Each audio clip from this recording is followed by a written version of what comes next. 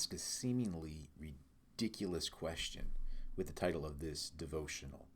Does God have amnesia?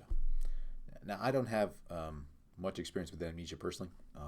Anybody I know, the only thing I know about amnesia is from watching movies. So, like, if you want to add a great curveball into your storyline, just have one of your characters all of a sudden have amnesia, where they don't remember a person, or they don't remember part of their life. They don't remember this key element, and they just stare blankly as people try to tell them, this is who you are, or this is who this person is, and they're like, I don't know what you're talking about. Now, my question is, does God have amnesia? Seems ridiculous, because it's kind of crazy to picture God just like all-knowing God, perfect God, not able to remember something. He's God. He knows everything. Yet in Hebrews chapter number 8, verse number 12, we get this statement, this promise about God in his relationship to us as Christians through Jesus Christ. For I will be merciful toward their iniquities, and I will remember their sins no more. I won't know them. I won't remember them. So how can an all-knowing God not remember something like our sins that are so prevalent?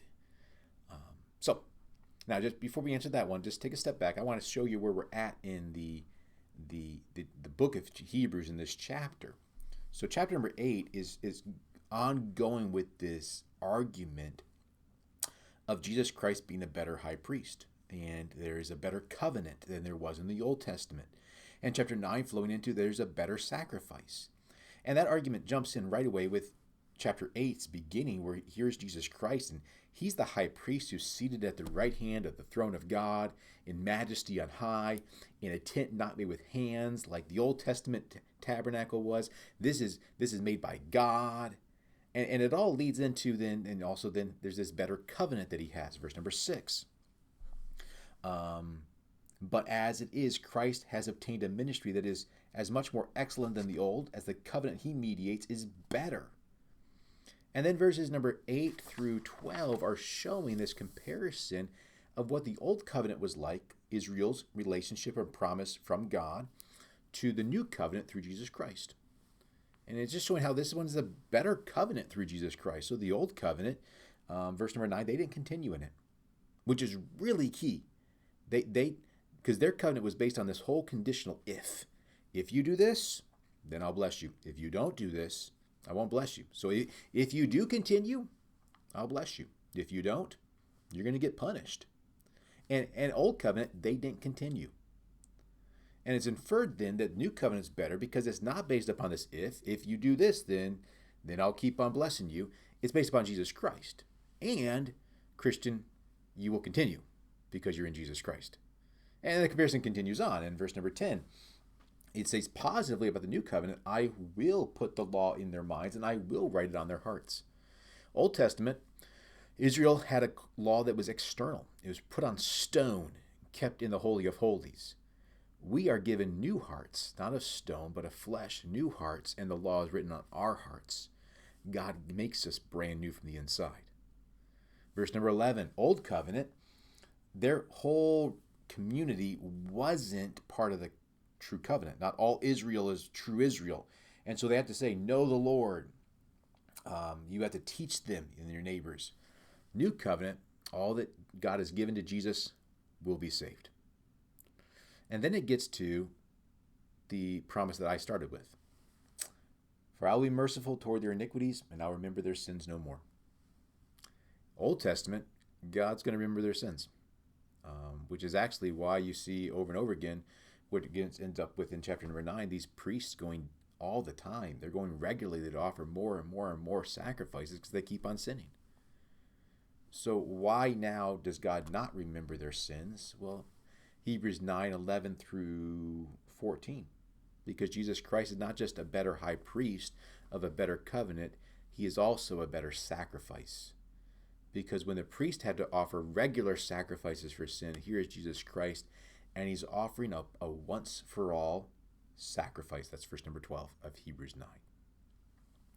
So, what does it mean then that God doesn't remember? He doesn't have to remember because Jesus Christ has made the perfect payment for my sin. But what does it mean?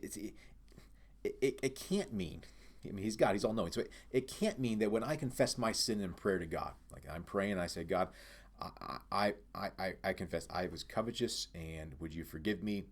That God's up in heaven saying, covetous? You were covetous? What are you talking about? I don't remember that. And you're like, what are you talking about? Like yesterday, I was covetous about this and this and this. And goes, I don't know what you're talking about. Don't remember it. No clue. Okay. God's all knowing. He knows what I was doing yesterday. He sees everything. So what does it mean that he doesn't remember my sin? You know, when you're trying to forgive somebody, that doesn't come naturally. It's a work of grace in our lives. And so it's a process. And when that person comes to your mind, or they walk past you, an email pops up from them, the impulse then is to replay in your mind. You kind of go into that replay mode, and you do the reruns of all the wrongs they've done against you. And you bring them all up to the surface again. And when you're forgiving them, you're choosing not to do that. You're intentionally saying, I'm not going to remember that. I'm not going to replay their hurts. I've covered that. For God to not remember our sins, means he is not replaying all of our wrongs. The ones that we play over and over again of how we failed God, where we come up short. And because of that, we feel our guilt. God does not replay. He doesn't sit back and say, okay, let me just hash out again all the things that Luke did against me that were wrong. He doesn't remember them. He chooses not to bring them back up. But I think it even goes farther than that then. Remembrance is often connected with action for God. So like in the Old Testament, it actually makes a statement in Genesis 8, I believe it is, God remembered Noah. Later on, it says God remembered Rachel. The Gospel of Luke starts with, and God remembered his covenant. And those statements aren't saying like, so for a long time, God just forgot Noah, and God forgot Rachel, and God forgot his promise.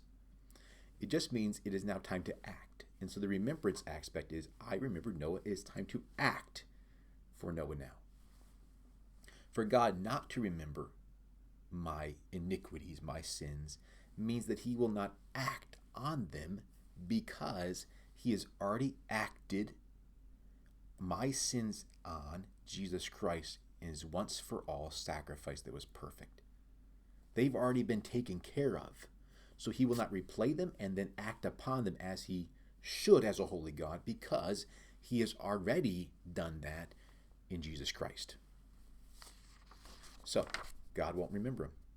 You today who cover your day with guilt as you rehearse your failings, and then that causes you to doubt your standing with God, or God's blessing upon you, or God's happiness with you. Here's how God views you. He doesn't remember your iniquities in Jesus Christ. So, press on and be encouraged with how God views you through Jesus Christ's once-for-all sacrifice. We have a better high priest from a better covenant and a better sacrifice in Jesus Christ.